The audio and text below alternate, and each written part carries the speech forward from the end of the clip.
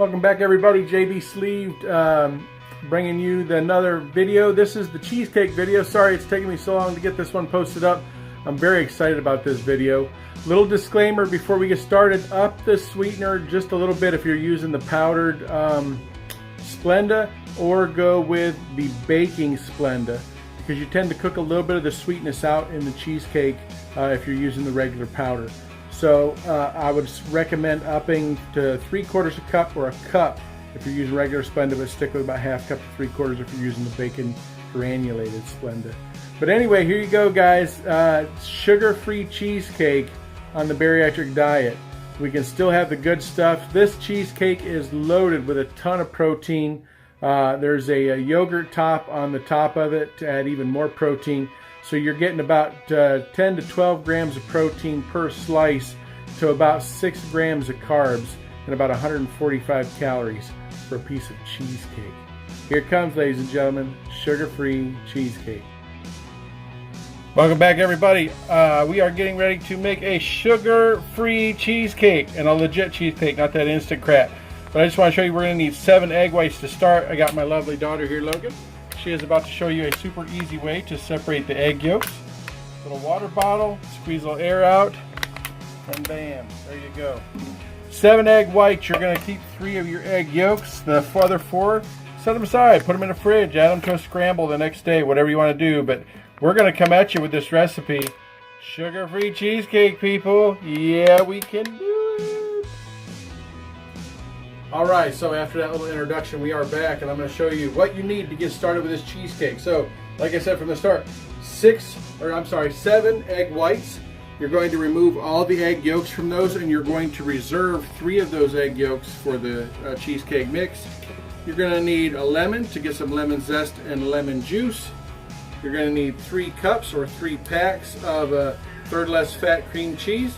And this cream cheese has 6 grams of fat, 2 grams of protein, 1 gram of carbs per 8-ounce serving. So this is going to put some more protein and not that much carbs into your bariatric diet. First thing we're going to do is we're going to go into the mixer with the 7 egg whites and just a couple twists on the old salt shaker. We are going to bring these to a whisk until they form a nice stiff peak. So we're going to make almost like a fluff out of these egg whites. So I'm going to get these fluffed up and we'll be right back. Just a little shot of these. These are going to take a few minutes to come to a peak. Another quick little shot, almost there. Just about another minute or 2. Come right over the bowl. Okay, ready? Go. Alright, so here you go, guys. Just want to show you this finished product. As you can see, let me pop this off of here. Nice stiff peaks.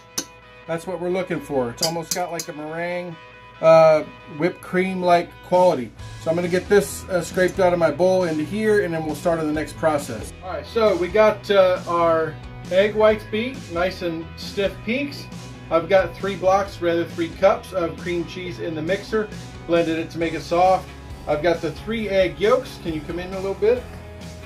3 egg yolks and a ½ cup of sweetener. I have Splenda. You can use whatever your favorite is. Stevia works good. There's a Splenda for cooking, but basically I'm just looking to take those 3 egg yolks, blend them into a nice little paste with the sweetener. I'm going to go in that with a little bit of grated lemon zest and some lemon juice. Not very much, just a little bit. Continue to whisk.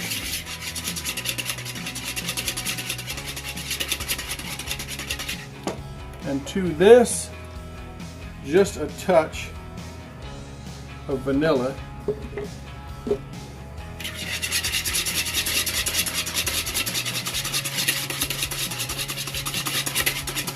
Alright, now we're going to add this to our cream cheese mix. Let me grab another scraper.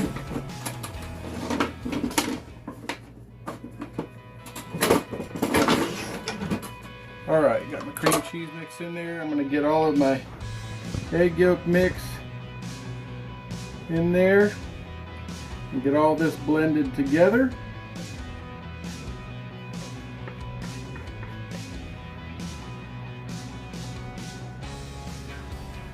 And at this point you can whisk this on high and get that bag out of the way, because you really want to cream up this cream cheese.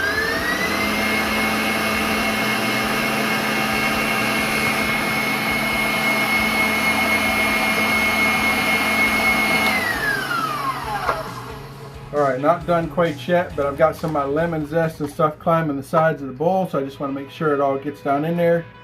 Get that other egg yolk, sugar mix down in there. Scrape your scraper off on the mixer, and then go at her again.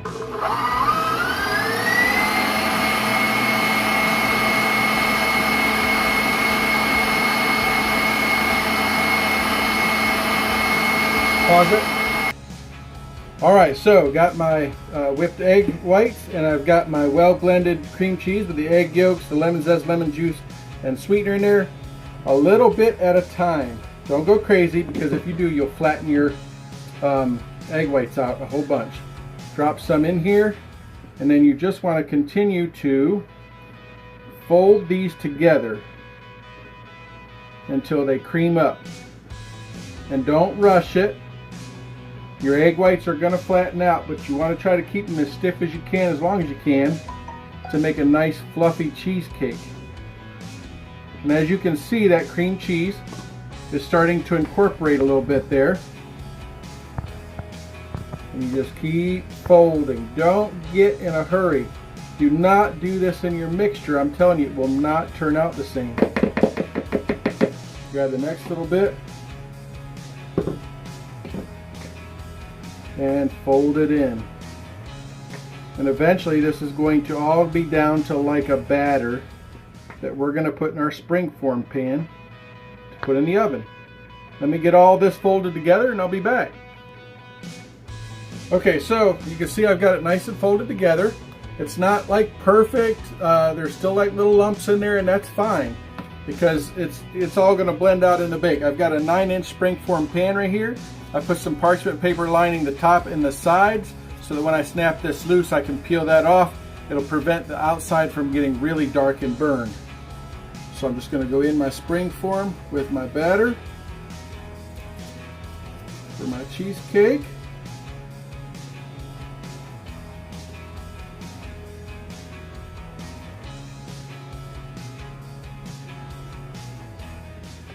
Get every little bit I can, because that's just another bite of cheesecake right there, people.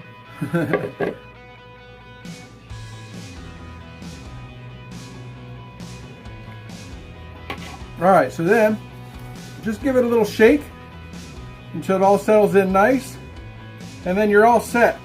This is going to go in the oven at 400 degrees for the first 10 minutes. That's going to allow it to set up really nice. Then you're going to cut it back to 300 degrees for 40 minutes and continue to let it bake.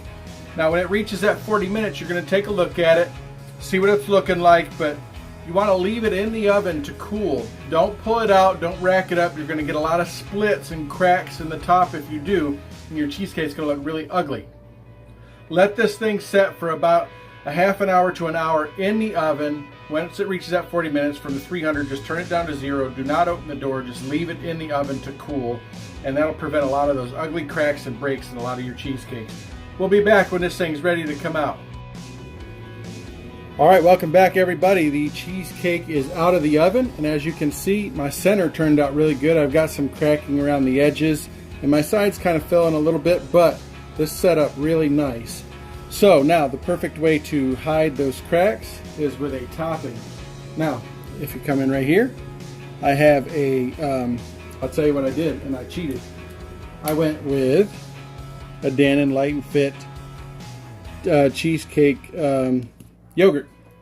So this will go right on the top, and you don't want to go super heavy. You just want a nice little layer to fill in all those cracks and to dress up your cheesecake. So don't, just put a little bit on at a time. Fill it around to the edges. Hide all those ugly cracks. Nobody will ever see them. Everybody will think your cheesecake turned out perfect without any cracks in it at all. And it's cheesecake yogurt. You're bumping up the protein. You're keeping the sugars down. The Light and Fit does have a few grams of sugar, but not much. You can go with the 000 Greek yogurt that has 0 sugars in it. But just for a couple grams of sugar, this is 99% sugar free. And to finish this off, dress it up a little bit, even more. Just dance some strawberries around the outside.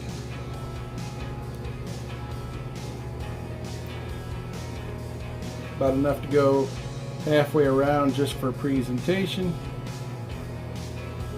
So look even that much more pretty. And there you have it, guys. That is a New York style sugar-free cheesecake that I did up for my wife's birthday. Let's get a tilt up here. You guys tell me in the comments, what do you think? Sugar-free cheesecake. We can still have the good stuff even after bariatric surgery. We're going to cut into this bad boy right now. See y'all next time.